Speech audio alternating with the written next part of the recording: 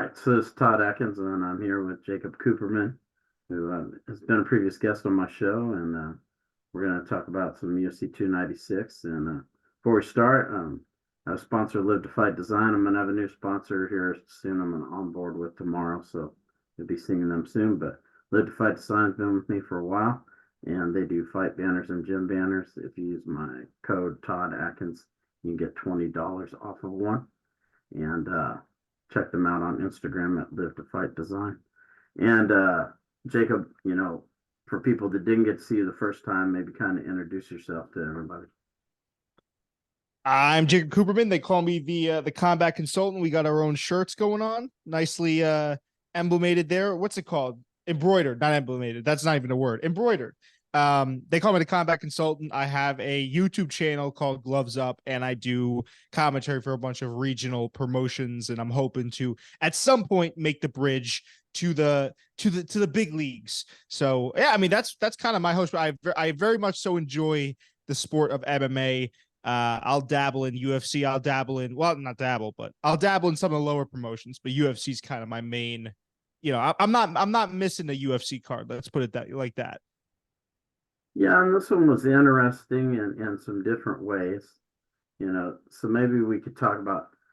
We won't go straight into the fights because I think some of the interest was actually outside of the fights in this time. Um, so kind of in the build up to the fights, we had the thing with Ian Gary and also the Colby Covington, Leon Edwards situation. So maybe we could talk about, the Colby Covington, Leon Edwards situation first, with some people feeling that Colby crossed the line talking about Leon Edwards' father. You know, I talked about this previously with Miguel the other night, but I'd like to hear kind of your take on what you thought about, just that kind of the back and forth with Leon and Colby.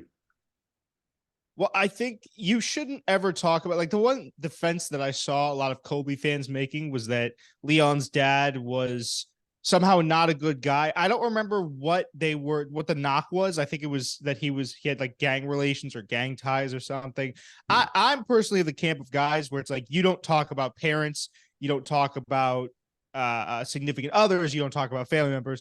For me, that's when rules of building up a fight, like the unified, I like to call it like the unified rules of building up a fight. That's when those start to kind of disintegrate a little bit. So not to sound like an obvious Oliver, but I just felt like it was kind of an in poor taste. But I did think it was very interesting, and I don't want to. I'm going to just kind of side rail this conversation for a second.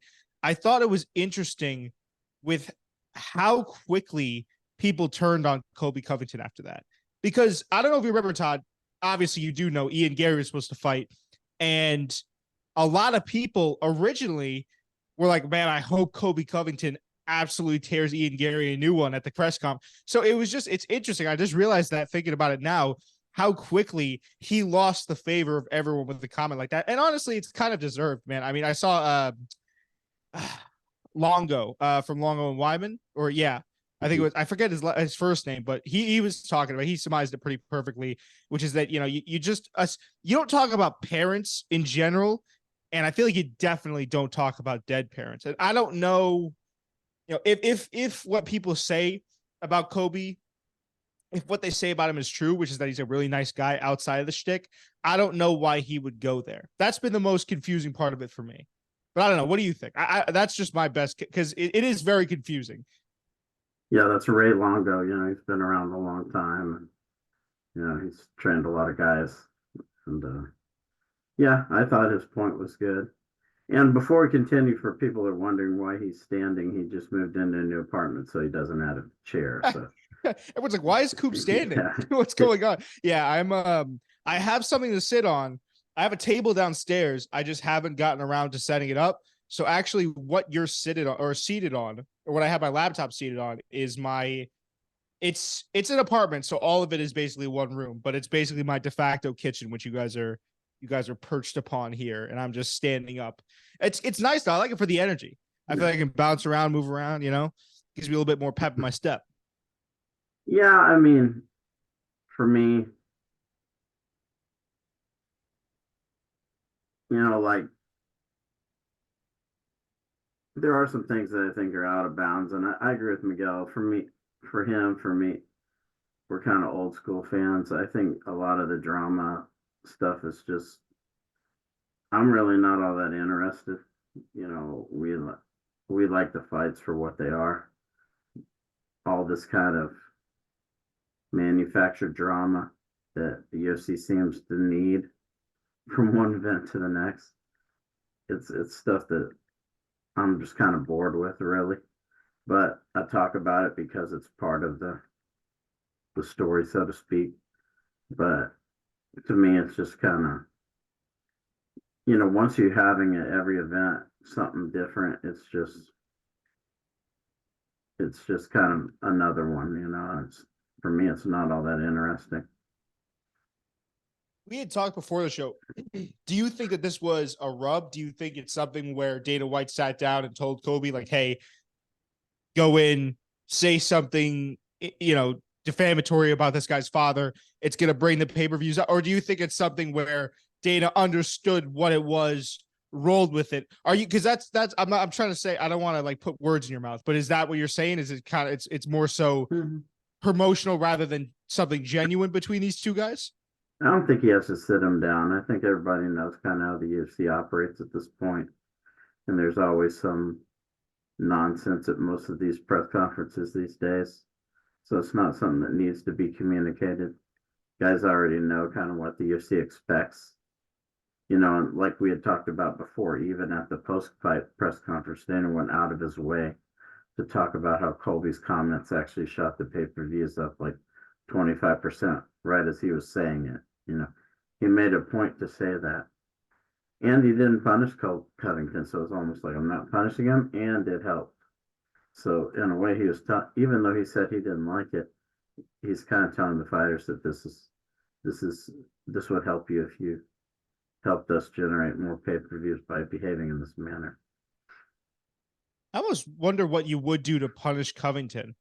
Like, what do you do to punish him saying something like that? Because to your point, right, these are antics. These are shenanigans. I feel like me saying antics kind of like that trivializes it a little bit, but like it is something very serious, he said. But to your point, it is kind of hard if you're Dana White to really objectively punish a guy like Colby Covington for that, especially because there was an upside to it. I'm not defending it.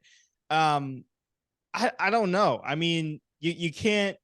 It is the fight game, so it would be tough to like find a way to kind of give him a slap on the wrist. And I would argue that the negative press that he's gotten has been, I mean, talk about a way to ruin your, and I know I talked about it a little bit earlier, talk about a way to ruin your career in a span of what, like a 2-3 day period? It's crazy. Yeah. And a sticker of a fight like that too. I mean, that'll, even without the comments, that type of fight, man. Yeah, I think it was really more the fight than anything else. The comments, yeah, they turned some people off, but when he went out there and didn't really perform all that well, that was just kind of like, okay, you said all this stuff and you didn't do anything.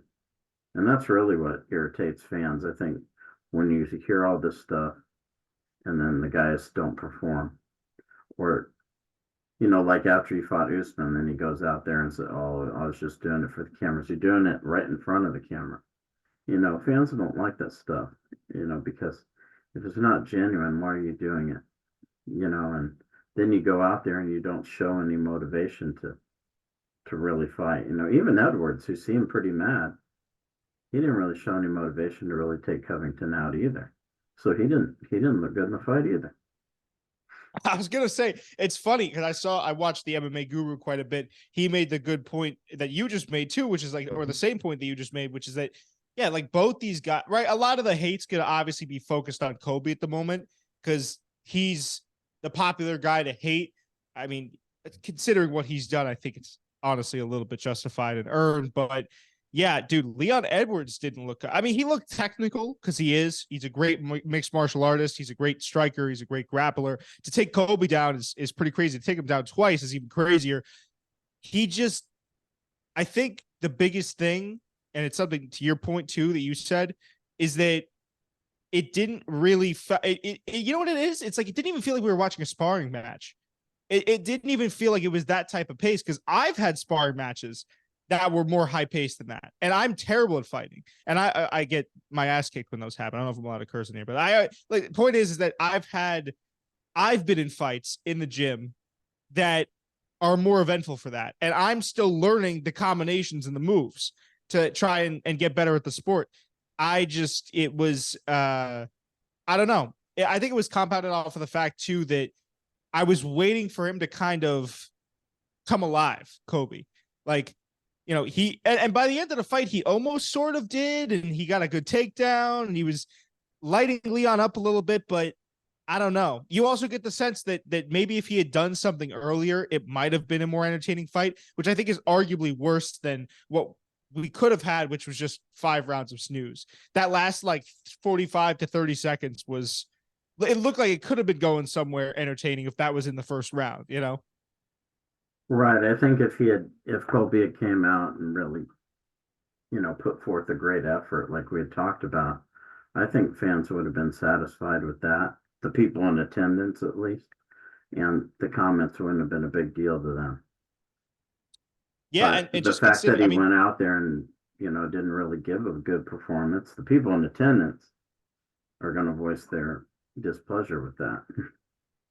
well, as they should. And Yeah. that's the other thing is like, I know you come from a certain group of guys or fans, that there seems to be like not a divide, but you find in general 3 different types of people within the MMA community. It's like those who are fight purists who don't really care about whatever goes on outside of the cage. You have I don't want to say the more common type people, but it's like every sorority guy or every fraternity guy that's a McGregor fan. They love the hype outside of the cage. They love the trash talk, and then you have a good mixture in the middle there. So like the flow charts kind of, or the Venn diagrams kind of meet together at one point.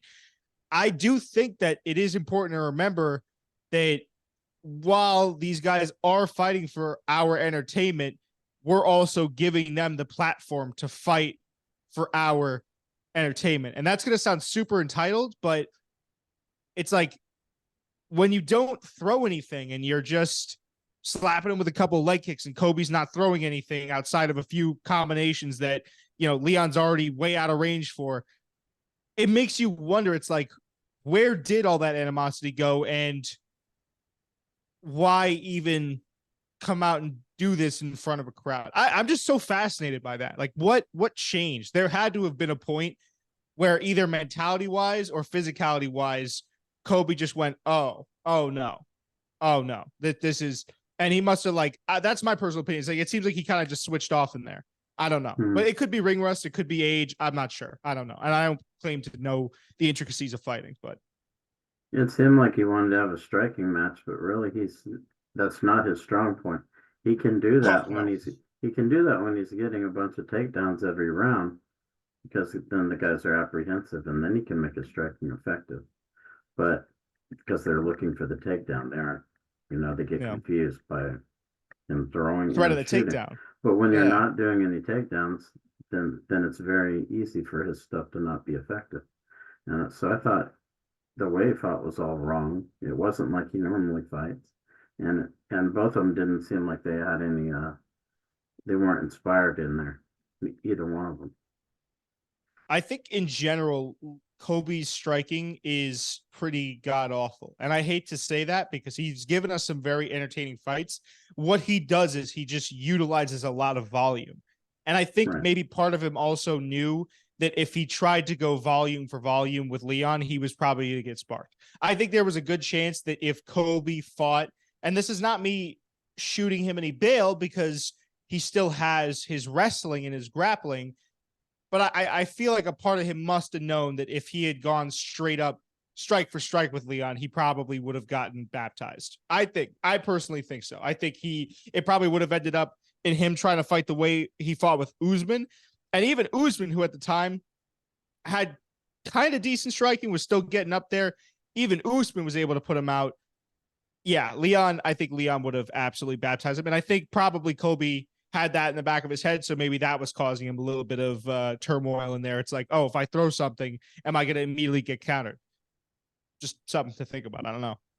Yeah, I just think in the end of the day, they both didn't really come out looking good in the fight at the end of the day. Yeah, no, I mean, no excuse for Leon, honestly, because he's, obvious. Like there's the one thing, and I hate to pull this card, but I do think it's like Kobe put him in a very, like everyone always said that the pressure was on Kobe now to, I keep saying Kobe to, perform. And after you talk all that trash, you better back it up in the cage. But no one ever talks about the pressure that must have been on Leon, right? Because now you're in this weird position where I feel like, at least if I was Leon, I'd have to feel like I have to go and like defend my father's kind of like honor in there. Because this is a guy that like, I don't know if you've ever had someone say something to you about your mom, and it's like, that's an automatic fight, and then when you have a dead dad on top of that, that's like, so I can't imagine that he wasn't feeling that at least a little bit, with the pressure of having to kind of, go after this guy for talking bad about his dead father. So maybe that was some of the pressure. I don't know. We'll probably never know, honestly. Now, I want to kind of go down the fights. Um, the fight before that was Pantoja versus Royval. I thought this fight was really interesting. I know some people were kind of bad mouthing the fight because Pantoja was doing so much wrestling. People don't respect wrestling for some reason, but I thought the fight was very interesting because replacing the guard is that's a kind of a lost art in MMA. When a guy can pass and the guy quickly replaces the guard, when he can get back to full guard very easily. And Raval was doing that probably for the first 3 rounds. Once he got kind of tired, he couldn't do it as fast. I trained with a guy, Barry Yoshida, for about 6 months when I was in Hawaii before he moved to San Diego. And at the time, he was probably the best guy in the world at that. Not that I could pass his guard to begin with, but I'm saying even when he was against the best guys in the world, like in Abu Dhabi, most of those guys couldn't pass either. But if they did, it was for 1 second. Like he would just replace the guard. And that's what Raval was doing. So to me, it was very interesting because, Pantoja trying to get the takedown, but he couldn't really attack, especially in the early rounds, because Raval was so good at getting back to guard and throwing the up kicks. And it was a difficult kind of a chess match. Pantoja couldn't really attack the way he wanted. And Raval could attack the way he wanted. He could kick up at him and, do that kind of stuff. So it's kind of it took a while for Pantoja to kind of gain some advantage as the fight went on. I thought that fight was a beautiful litmus test for I say casual fans, as in the fans that are kind of the more, what is it? Just bleed. Yeah. Like those types of like, I like to see them when they hit each other in the face, like there's MMA purists. And I think there's the fans that just like to watch for the violence or for the show of it. And I'm not trashing those people, but this was a good fight to where if you show it to someone, you could get an idea of how deep their knowledge and appreciation is for mixed martial arts versus just striking, right? Because I thought the same thing. It's funny that fight was a lot more interesting for me because that was the straw that broke the camel's back on my 7-fight parlay. So I had every single fight up until that point, and I bet on Royval because I thought that, and he did kind of start lighting up Pantoja at the end there. I thought he would be able to get Pantoja. I think someone said it was Pantoja instead of Pantoja. Mm-hmm. So I've just been, but I'm not sure which was the protect, and I'm not going to try to butcher it. But yeah, no, that made it extra interesting. And then to your point, it was just super active on the ground. I mean, I really enjoyed that. It was high level scrambles upstairs. It was a little bit. I mean, Pantoja's got some pretty good striking. And it seemed like Royval was kind of just, he would flick the jab, stand back, cross, flick the jab. So, and after a certain point, it seemed like when Pantoja got really tired, it was working. But I think one of the things we saw this fight is that when guys are tough and durable, Royval obviously can't just come forward like a buzzsaw like he always does. I think that's one of the big components of his game is that he's just so pressure heavy. And even, I mean, it was having an effect on Pantoja too, because he was walking him down and Pantoja looked unnaturally tired. I think it was around that like third round range, third or second round. I can't quite remember, but yeah, super fun fight either way. Yeah, but he still,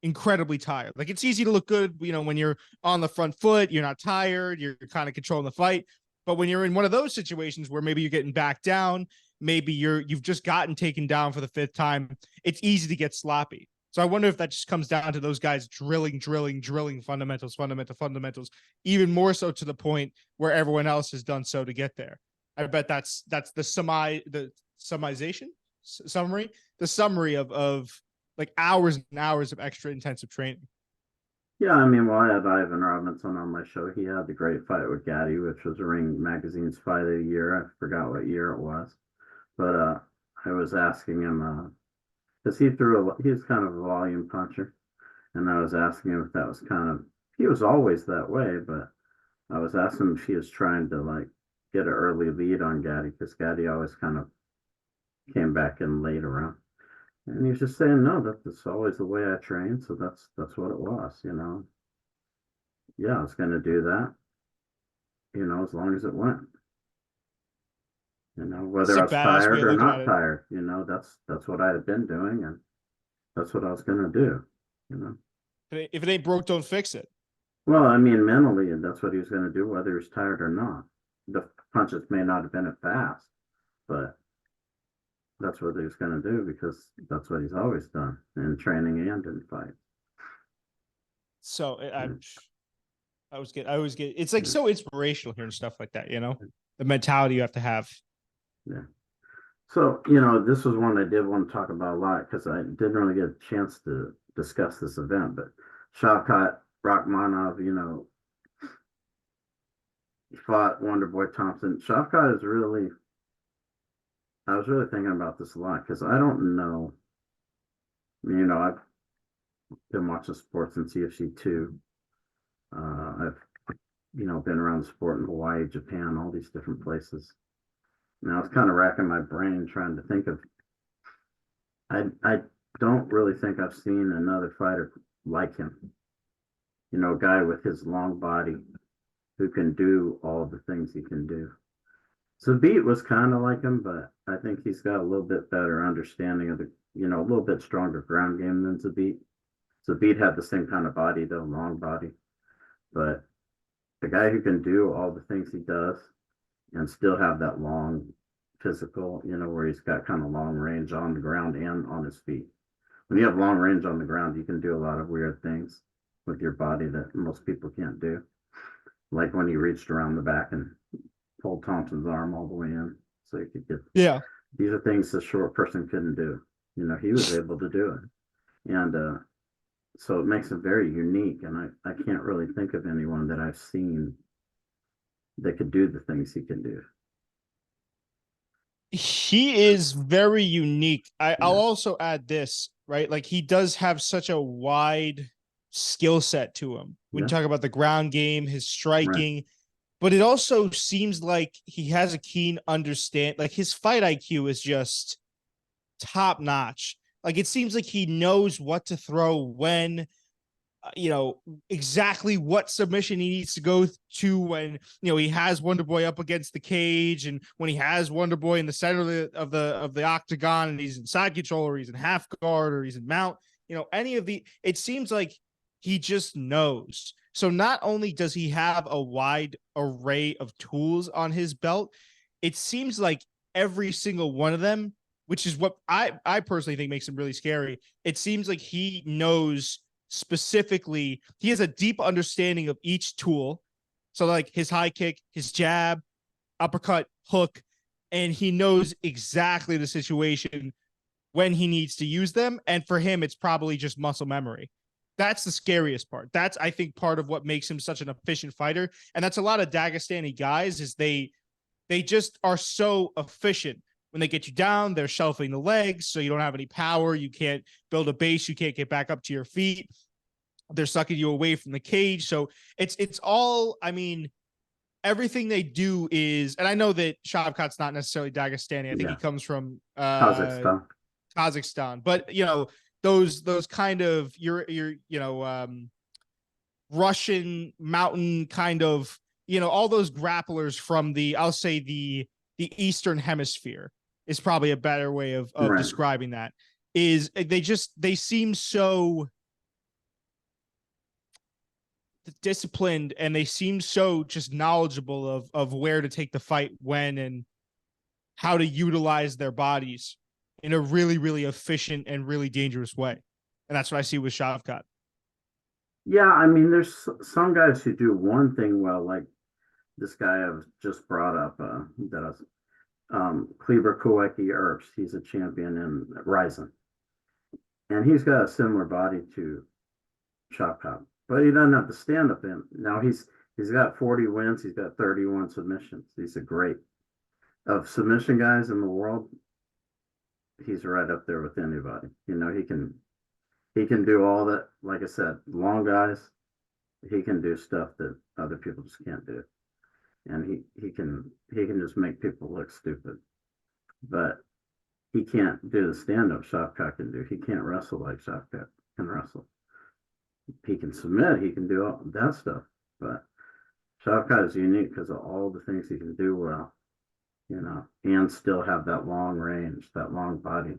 Because you can have range on the ground and on the feet. Lock triangles. Yeah. If you have longer legs, you have more effective triangles. If you have longer arms, you have more effective chokes than a short person. You can do a lot more stuff than your average person can do. And it seems like at the very least he's strong. Or again, it's that thing that I talked about where he knows, because I learned a lot of grappling. I've been doing a lot of jujitsu. A lot of grappling, I assumed at first was strength. How wrong I was. It's more so about utilizing, I forget what they called it, but it's understanding how to use someone else's weight, their balance, counterweights, counterbalances against them. And Shavkat just seems to be like all knowing. I'm not trying to like, it sounds like I'm like the ultimate Shavkat fan, but I just know, I understand how dangerous he is. I'm actually a huge Wonderboy Thompson fan, so I was very sad to see him get submitted, but I didn't necessarily think, or I should say I didn't expect anything else from that. Kind of went the way that I thought it would, unfortunately. But you could see him problem solving in real time as the fight was going on. He was having some Yes. difficulty getting him down. He kind of had to make some adjustment, you know, to get him down. And then, you know, he had some difficulty kind of getting the advantage on the ground to where he wanted to be. So if he was making small incremental adjustments, you know, he's on the feet at first. It's a little bit hard for him to get to Thompson because of the way he fights. And, you know, so got him up against the cage, starts kneeing him a little bit, you know, tries to take him down. He can't get him down at first. You know, he makes some changes. He's changing. He's doing little small steps, advance, advance, advance, like marching along, march. Yeah. And Yeah. that again, that goes back to his big, I think that's his big tool bag that he has, which is like, oh, this isn't working.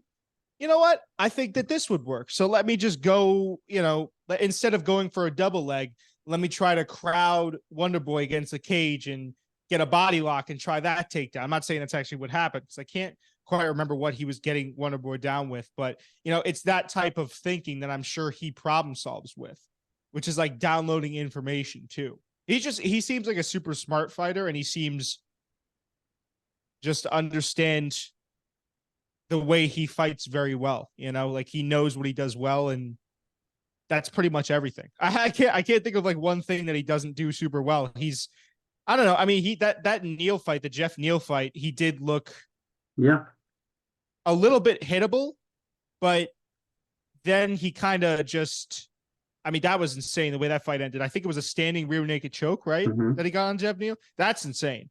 That's like, I was like, okay, I've never seen anything like that before. But yeah, he's looked beatable at certain points, but he still overall has just been an absolute boogeyman for that division.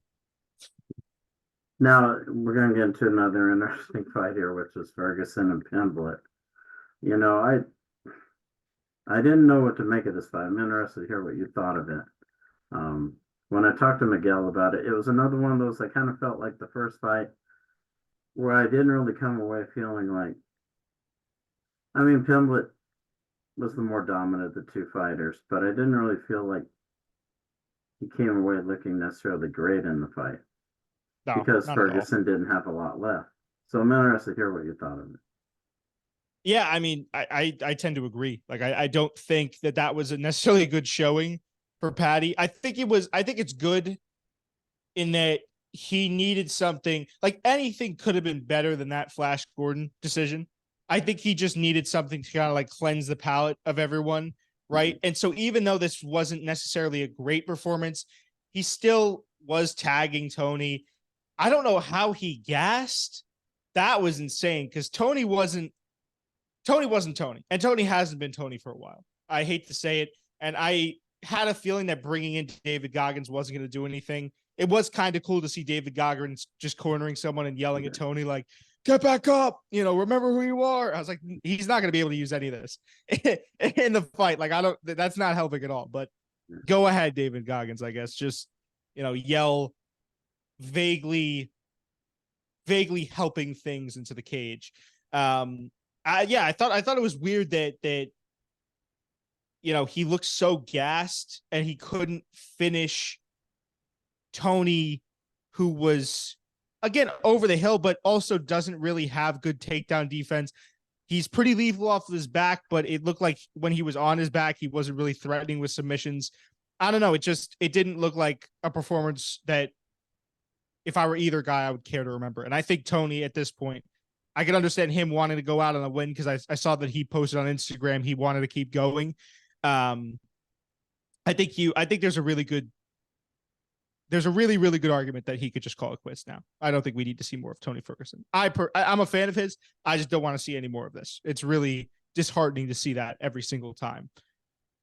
Yeah, the Goggins thing was something I was interested in because I asked Miguel, like, did Goggins come off looking bad by doing this? I think maybe if he had a younger fighter to work with, there's some things that a younger fighter could benefit from by working with the SEAL, because a lot of the physical training they do is pretty demanding, and they can benefit from a lot of the physical training that they do. I used to train with a Navy diver when I was like in my 20s, and the physical stuff that we did, like we used to do some PT. He ran a PT class up by the base gym in Pearl Harbor, and it was hard, man. It was some of the hardest stuff I've ever done. And so I could see how someone as young could benefit from that kind of stuff. We used to drag sandbags, and we do all sorts of, we do like basically training to failure, in the heat. And but we lost, we all lost so much weight, we were all like just, oh, dude, I bet it's insane, we were doing just crazy stuff. And so I bet in that respect, I think guys could, as for their cardio and their physical conditioning, they could benefit from that. But I think in this instance, it made it look like both Goggins and Tony were doing it more as like a publicity thing rather than something that made sense. Yeah, and I also think that, to your point, well, it's kind of, I think that's where you were trying to go. It's like a guy in Tony's older age, and he's not old, but he's old for the sport. Let's just put it that way. When you're getting up there and you've had this many fights, it's never a good idea overtraining for any sport like basketball, football. But when the stakes are as high as they are in MMA, I just don't understand why he wouldn't take a look at some of his older fights or even some of his recent ones, right? Like I'm talking about the skid that he's been on, and just use that as a reference point from where he can improve. He didn't look bad against Michael Chandler until he got dropped, or until he got absolutely KO'd. I shouldn't even say he got dropped. But there's a lot that from those other fights that he could pull from to say, like, okay, if I want to turn this thing around, he has. So what there was the Gaethje fight is when it all started, right? The skid. There's just so many different fights he could pull from to say, like, I could do this better, I could do that better, I could do this better. Let me work on this in the gym. Instead, and I kind of agree with you here, it's kind of like, okay, well, wouldn't it be cool if I trained with David Goggins, posted it on Instagram? It's like, I guess, but you probably want to train some actual real, I don't know, jiu-jitsu techniques. Maybe you want to train some takedown defense. Maybe you want to work on those Imanari rolls. You want to sharpen your blades there. Like maybe you want to have, and this is a common knock on him, which I do believe to be true. Maybe you want to work on the fundamentals of your striking, because it's cool when you're young and you're athletic to be able to, like, do a wavy topsy spin, double backflip elbow. But when you're getting up there in age and your knees aren't what they used to be, that's when the same thing when guys are tired. I feel like that's when you really rest on what you've worked on in the gym, when you aren't as fast as other guys. Cause that's the one thing I noticed is that Tony's just looked kind of slow in there compared to Patty. And Patty's not even that dynamic of a striker. And he was just having his way at certain points. Yeah, in the Gaethje fight, it's interesting because Khabib, after that fight, he said it's over now. He should stop now. Because he said when you saw him when he turned away like this, and he said that it no more. When you do that, you're done. It's done. He said he should Do you stop think that's a mental right thing? now. Yeah, he said he took so much beating that he didn't know where he was. He just turned and said. Oh no, I was asking Yeah. you, like, do you think at this point it's more so like a physical component with Tony, or do you think it's something mentally? Because clearly I sense, and Tony would absolutely demolish me in a fight. So I say this with all due respect. I think that I think he is convinced himself of something that is not necessarily true, which is that he can still compete with these top guys. And maybe that's what is holding him back. Or maybe he feels like, I don't know. It's something about it screams faulty mentality to me, where it's like, yeah, the physical component isn't all there, but I think if he tweaked his mentality around, he could probably have gotten a win by now, right? It's just to me, it's kind of like, okay, it's like, all right, I could compete with all these guys. It's like, all right, well, maybe I am a step slower than these guys, but how do I make up for that? Like, how do I build a solid fundamental bag of tools and tricks that I can use, even if guys might be a step faster or a step more strong, to kind of level the playing field in the fight? Do you know what I'm trying to say? Yeah, but that's not what Khabib is saying, and I agree with him to some extent. Is Gaethje beat all the talent out of him in that fight. Like So you think you that's what can it have is? talent, you can be a great fighter, and you can be in a fight like that where someone puts a beating on you like that, and you go from here to here immediately. Like,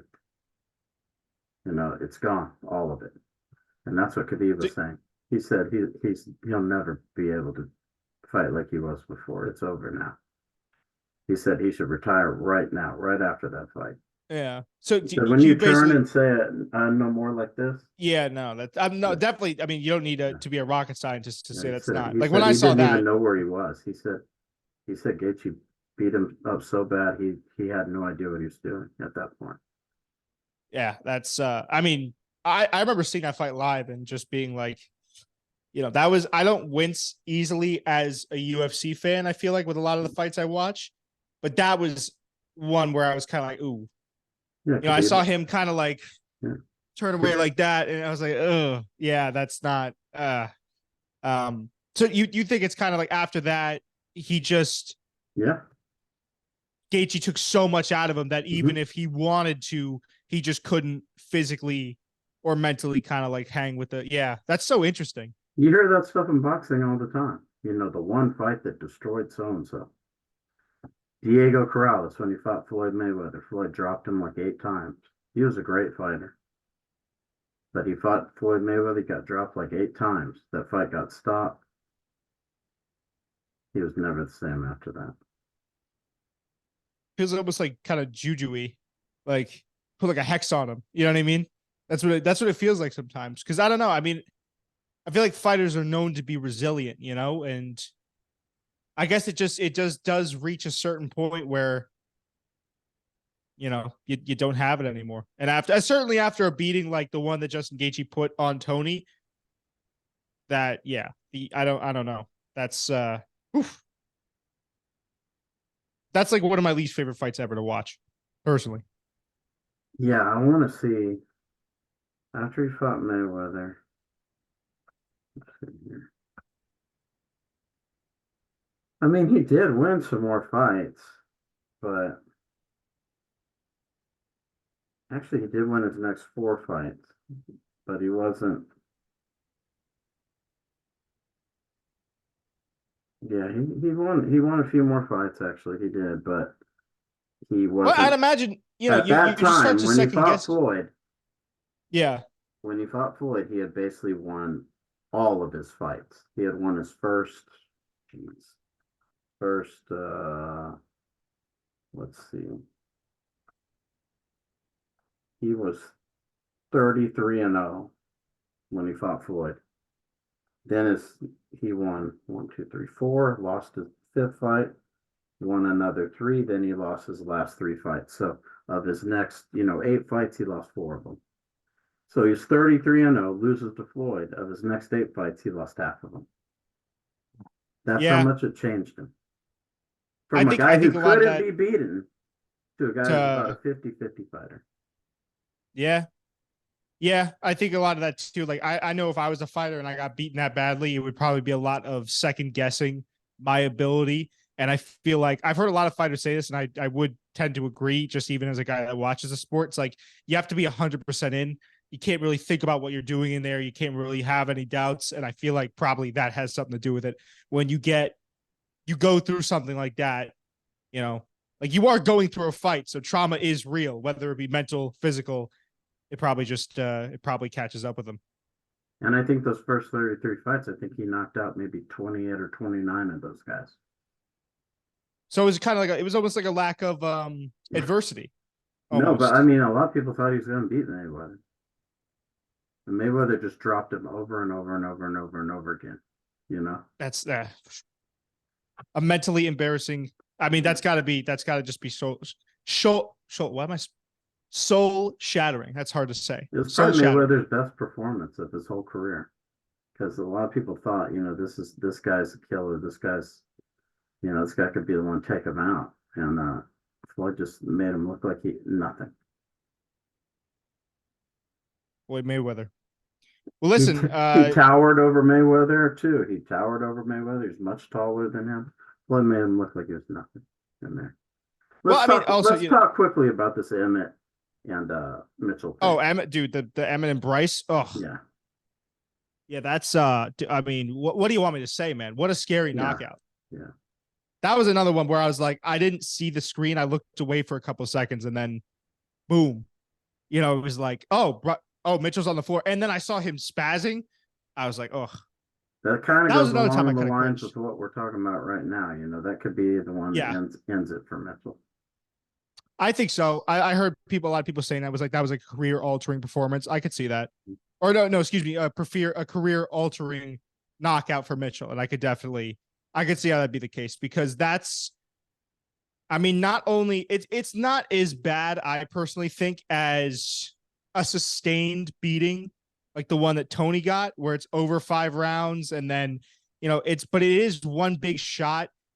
And I mean, man, the way he was down there, they said like he cleared medicals, he was healthy, he was fine, but man, I mean that scary, scary. And like he said, he watched it. I feel like if I was in his position, I wouldn't want to watch that back. I feel like I'd be happy if I never saw that tape ever again. You know? Let's talk about before I know you gotta get going. But let's talk about the Yep. Strickland and Duplessis kind of brawl outside the cage. Me and Miguel were saying we thought it was staged, and I want you to kind of give your opinion on it. I saw your clip. What's funny is I didn't even think about that. Like I didn't consider that possibility until I saw you guys talking about it, and I was like, that does actually kind of make a lot of sense. Like, it's a fight that has two people that I feel like before they reached that stratosphere of being near the title weren't getting talked about a lot, and then they kind of had made their names with like good performances and a little bit of controversy outside the cage. So if you think about it, the climate does kind of add up to have those two guys go head to head and kind of get in each other's faces. Because and even the press conference got a little bit like the 2024 seasonal press conference got a little bit let's just say some less than kind things were said. Yeah. So it's going to be fireworks. It's a proven and tested product. It would make sense if Dana said, maybe, let's work it up a little bit. Let's work the rub a little bit, And then you have Volk talking about it on his YouTube channel, So I wouldn't be surprised. I wouldn't. I don't think I'd be surprised either way. Like if I figured out it was real, I think Sean Strickland is insane enough that this could very well be a thing where you know, Dana White really did accidentally or not think about the fact that he was putting two really violent guys together, which is kind of like meh. But I could also see if it was a little bit of a, kind of buddy buddy. What is it called? Kayfabe? Yeah, kayfabe type of situation by the UFC. Like I missed the seating assignment. I don't buy that. Well, yeah, no, I was listening to him, so he's like, oh, what an idiot I am, like sitting those two guys together. Can you believe I did that? It's like, yeah, I guess, but why would you? Especially near kids.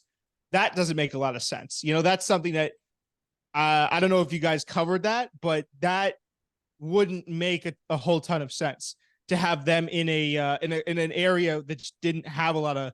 Well, they did have a lot of fighters there, but to have kids right there or to have family members seated in between two guys that are kind of known to be a little bit more testy, I don't know. Just doesn't. The math isn't mathing, you know. Yeah, I mean, you have the whole arena to your disposal. I'm sure the whole kind of close to the cage area all the way around, and you can't figure out where to sit these guys. Yeah, I don't know. I don't I'm get it. not sure I buy it. I'm not sure I buy it. But I mean, hey, it's if it is fake, it was a really effective move by Dana White. Right, and that's what they're doing now, and it's kind of like the WWE style of things, you know. You know what? Listen, I hope it's not. I hope it's real. Um, but I don't mind a little bit of outside of, maybe that's where we differ a little bit. I kind of like No, a I little, don't mind it. I'm just saying I'm not sure if it's real or not. yeah. I hope it would be real. I hope it's not, because then that's a whole rabbit hole if you start faking things, and then it just, keep the W. In my personal opinion, you keep the WWE and the UFC. The only crossover could be between some of the athletes, but even that sometimes I'm like, meh. Brock Lesnar is a really good example though of something where it kind of really worked out, and then you have like the CM Punks that got baptized by Mickey Gall instantaneously. Yeah, I'm definitely looking forward to the fight. I think it'll be a very good fight. Oh, that's gonna be a fun one, man. I'm Yeah. I'm excited because both guys, I think, are they have interesting skill sets in that they make really good fighters. It's almost like they mitigate. Like you think about Strickland versus Izzy, how he walked him down with really effective boxing. He made Izzy kind of look human. Well, Izzy's always kind of look a little bit more human, but he made Izzy look a little bit more amateur, I'd say. And then you have what's his why Drickus with Rob, and he made Rob with how good Rob is. I mean, he was able to so I think it's both guys that are kind of like weird dark horses Yeah. within each of their, well, they're in the same division, but they're just, they shouldn't be competing with guys who are on different levels than them striking wise, but they somehow figure out a way to do that. So I think combining them should be, I don't know. I really don't know what's going to happen. Yeah. Should be interesting. Yeah. I don't think you're going to see an uninspired effort from those two. Oh no, absolutely. Especially Yeah. with how heated everything is. Yeah. They're probably going to go after each other. I'd imagine it's going to be, I could see that fight maybe going the distance, but yeah, it's going to be like two pit bulls, just like a car crash, Yeah. Well, I know you got to get going, and based on time, but I appreciate you taking time to listen to this and Dude, of taking course. time to do this and maybe let people know what you're up to. I know you're going to be trying out for bare knuckle. Maybe let people know kind of what you're doing. Yeah, no, so I appreciate you having me on, and I'd love to chop it up, but I got like a billion different things I got to get done. Yeah, I should be hopefully getting myself a press credential for that February 2nd event. So check me out at that. And then on Instagram, I am at Coop TV with 3 O's. So that's COOOPTV. And Gloves Up on YouTube. Gloves Up show. Gloves Up on YouTube. And like I said, he's doing some different things at different events, so you'll definitely see him. And everyone take time to check out this episode. We appreciate it. Thanks for the support. And until next time, take care.